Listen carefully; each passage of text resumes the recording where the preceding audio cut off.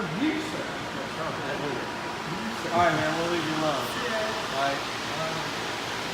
So, I'm loving the joystick. let me, let me walk, get to talk in front of a fan. So, how do I sound? Excellent.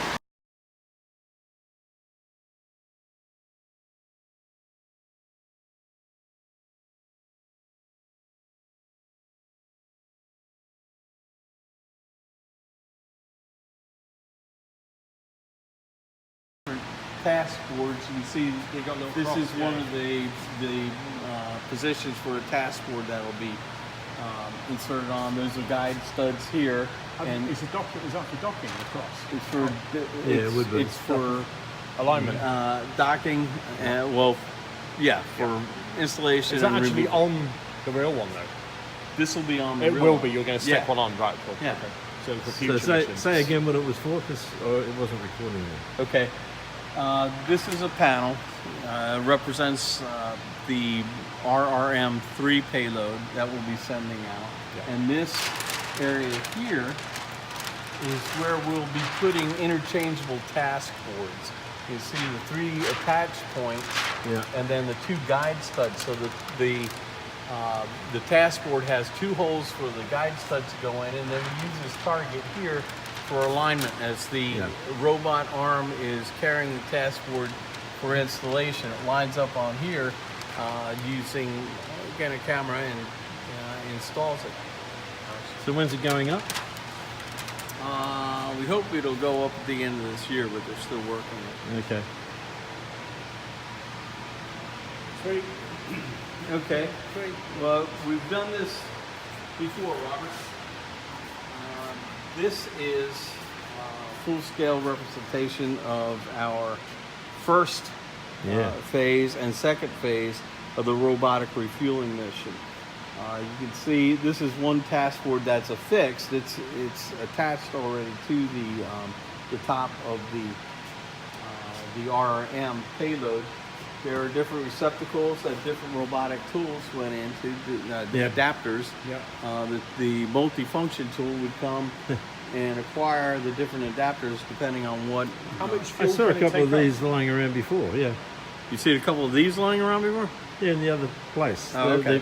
The one where we couldn't photograph. How much fuel can it take up? The quantity,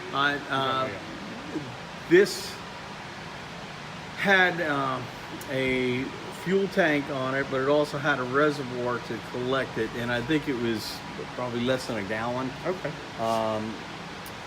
The EVA or EVR nozzle tool, and this is the tool, actually the tool right here. You can see the microconical fixture at the arm would come and grapple. Lock on. Yeah. Okay. It would engage these 2 buttons and it would pull it out. I'm not going to do that right now because it's in an awkward position. But you see the nozzle tool had a hose attached to it. There, yep. So we discussed the fuel valves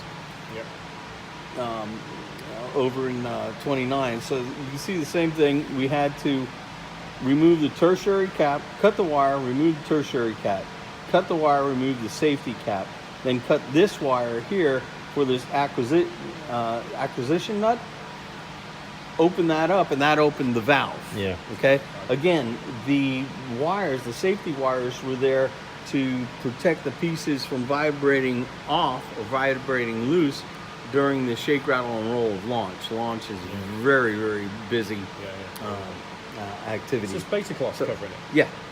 So, so we actually demonstrated that once we had everything removed and the acquisition nut was turned to open position. We'd use this tool to flow fuel through this. Okay. All right. What's And the flow again, rate? I showed you. Do you know what the flow rate is? I don't know what the flow rate is. So that'd be an interesting one in I terms of could find out, the but action-reaction yeah. forces. Yeah. But well, we're attached. We're attached. Yeah, but you're to going this. to be generating some flow that's going to potentially cause some shift, I would guess, if you're attached, you're going to get potentially, some, yeah. So But again, I showed you the quick disconnect. Yeah. Okay, same concept here. Put the quick disconnect on, flowed fuel, and then released at this end or this side of the disconnect, leaving it there. Okay. We had a tool bay for 4 tools. Again, the EVR nozzle tool, Yep. and then the safety cap tool Yep. was down here in the lower bay, and that was to remove the safety cap. That's the sole purpose. Okay. The wire cutter tool went to use to cut these Yeah. The safety the wires. safety wires, Okay. And then the MFT was our multifunction tool. Okay. That was the workhorse. Okay. And we're using the different adapters. We could go to the different interfaces. We could remove Yeah. the AC, Yeah. or we can remove one of the T valves. Yeah. And again, the adapter was designed for a specific function.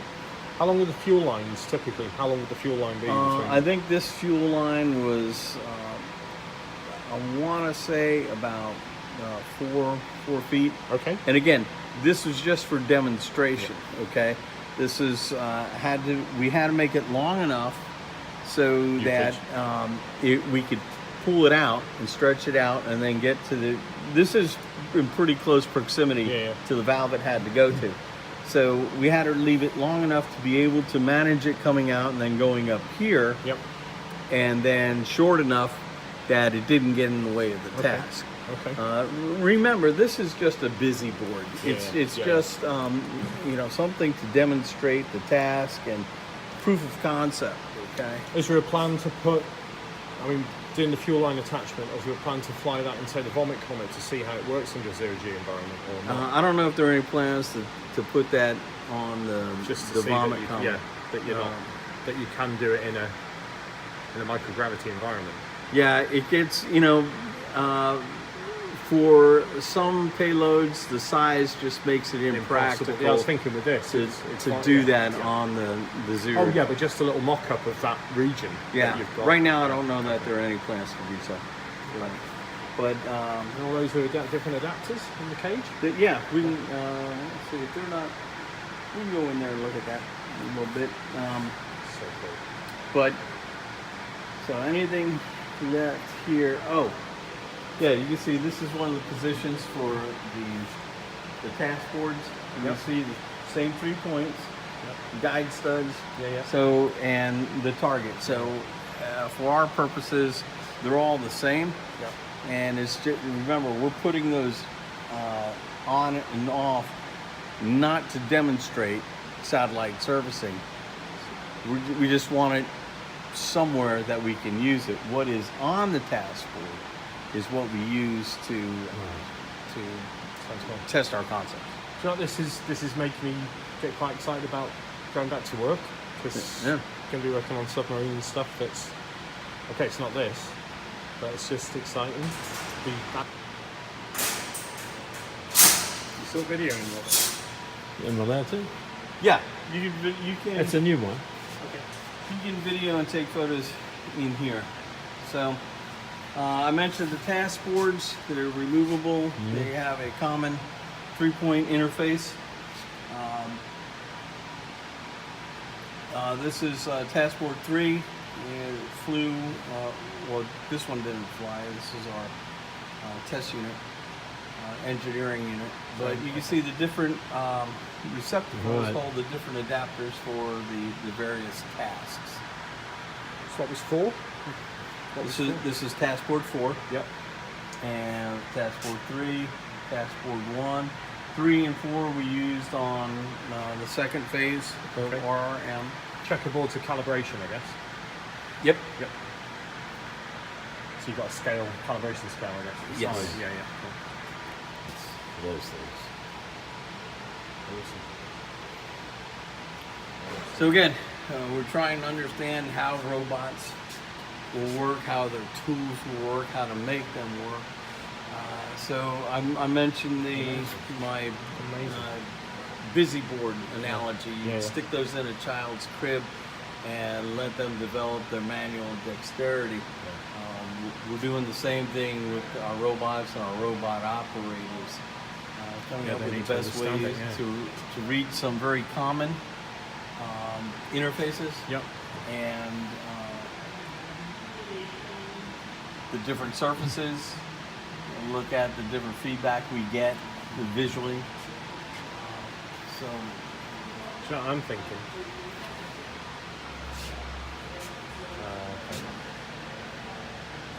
This kind of the work that you're doing on this. If you want to recover Snoopy and put it into low Earth orbit, this is the way you do it.